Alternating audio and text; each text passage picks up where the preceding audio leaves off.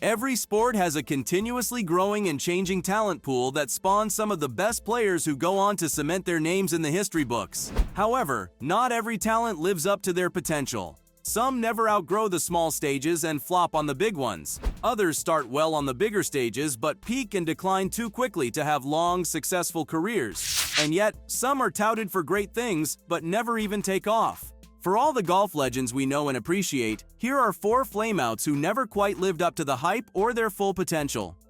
Ty Tryon. Tryon proves that the PGA Tour is no walk in the park. Qualifying for the tour is one thing, but competing successfully is another. Tryon's story is both heartbreaking and grueling.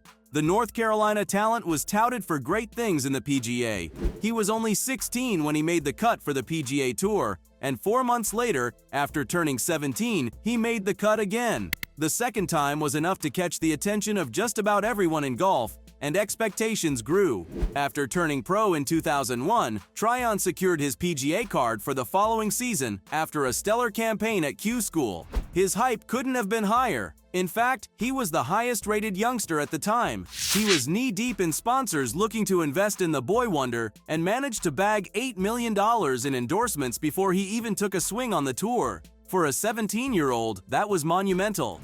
Tryon seemed to be on the same path as another North Carolina athlete, Michael Jordan. He was expected to be a force in the game that would blow everyone else out of the water and draw even more attention to the sport. But these expectations could not have been more unfounded. He didn't start horribly, though. If anything, he seemed destined to succeed after surrounding himself with the best of the best, a crack team, if you will, which included David Leadbetter, a renowned swing coach.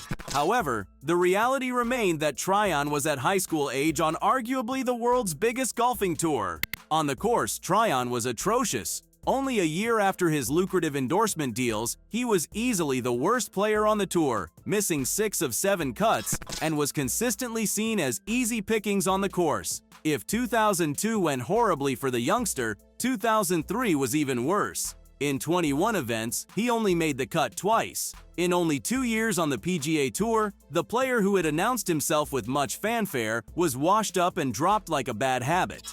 His numbers were abysmal in such a short time. He missed 23 of 28 cuts and had one miserable top 10 finish. Tryon was only 20, but his career looked to be over. He has since tried to reinvent himself and return with a bang. In 2010 and 2011, he qualified for both U.S. Opens. He's found some glimmer of success, with a professional win to his name on the NGA Hooters Tour. But at 39, that's hardly the career he pictured for himself as a 17-year-old wonder kid. Ricky Barnes. Barnes also found success as a young golfer, but it wasn't a resounding victory that attracted the hype by a rather horrid performance at his first major. An illustrious career at the collegiate level saw him named thrice in the All-American team at the University of Arizona. By 2002, he had won the U.S. Amateur, earning himself some hype. However, what truly brought the spotlight to Barnes was the Masters in 2003. His splendid play at the Amateur earned him a spot at the historic Augusta, where he played his first 2 rounds against the defending Masters champion. The only problem was that he was facing off against a ridiculously good Tiger Woods. The pairing was exciting for Barnes, who was still a college kid, and no one expected him to give Woods a run for his money, given the apparent wide berth in their talents. Everyone and their mom expected Woods to wipe the course with Barnes, and for the youngster to appreciate a first-hand experience with one of the masters of the game before making his exit. But Barnes was not going to go down easy, for it was Woods who actually got off to a rocky start. The 2-time defending champion faltered on day 1 and almost needed a miracle to bag his 3rd consecutive green jacket. Barnes wouldn't let Woods off so easily, though, finishing the open round with 69 points, a full 7 shots above the world number 1 and breathing down the neck of the leaderboard's topper. By Friday, Barnes was still in the game, playing 74 to Woods' 73 and leading by a full 6 shots. By Saturday, Barnes was already placed with the penultimate group. However, he saw some actual competition over the weekend and failed to cope. In the end, he placed a modest 21st. Although that was by no means a stellar end to a promising start, it was enough to alert the golf world to the new talent on the block. Barnes was the next big thing to dominate the sport. or so everyone thought. After turning pro in 2003, Barnes struggled to make any meaningful mark on the course, making the cut twice in 13 tries across 2 tiers.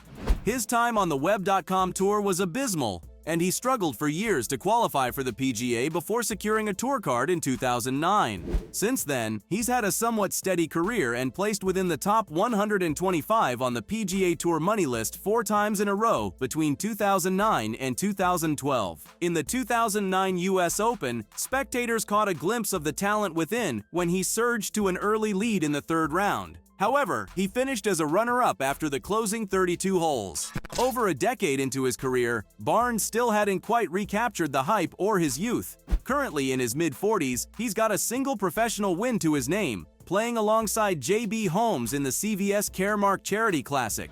Hardly a successful career so far. John Jacobs.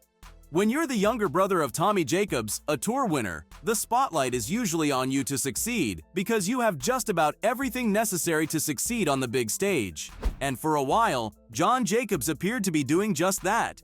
He had the strength of a prodigy, played the rough like it was nobody's business, and managed to convince Arnold Palmer of his raw talent. What could go wrong? Jacobs' undoing was that he never entirely became a finished product. He had the game and the backing to succeed, but could never hone his talents enough to succeed. Forget about outshining his older brother, he was hardly any competition for Tommy. Rather than spending his data improving his craft, Jacobs was a partygoer. That was fine for a frat boy in college, but for a player on the cutthroat PGA Tour, it simply didn't work. So it's no surprise that Jacobs struggled severely, playing for 14 years, 1967 to 1980, without a single victory to show for it. He didn't even come close to the top 80 on the money list.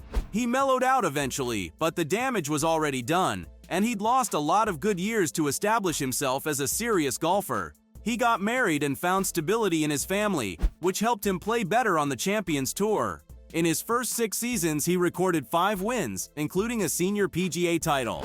That hardly makes up for the time he wasted on the biggest golfing stage, but his 2 professional wins in the Dunlop South African Professional Matchplay Masters and the Dutch Open were proof that he could have been more had he been devoted to his craft.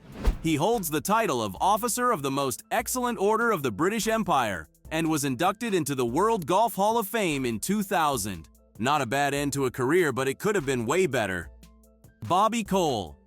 In the last half-century, South Africa has consistently produced great golfers. The country has had its fair share of champions, from Trevor Immelman to Bobby Locke to Ernie Els to Charles Schwartzel to Retief Goosen, among others. Bobby Cole would have made this list even more impressive had he lived up to the hype and the career he could realistically have had. To the modern golfing fan, Cole hardly rings a bell. But in the mid-1960s, it was damn near impossible not to know the South African sensation. While Gary Player was molding a career worthy of the Hall of Fame, Cole was shaping up to be the new golfing talisman. In 1966, at only 18 years of age, Cole had the British Amateur in the bag. This made him the youngest player ever to win the tournament, a record he held until 2009 when Matteo Manassero won. A year later, Cole was again in the record books as the youngest player to make the cut for the Masters. This time, this record stood for 43 years before Manassero broke it again.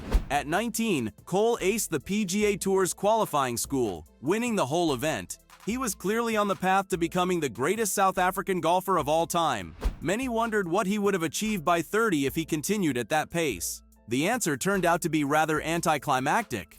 The older he grew, the more the magic that drew him to the game faded. Golf seemed to have gone from a passion to a job.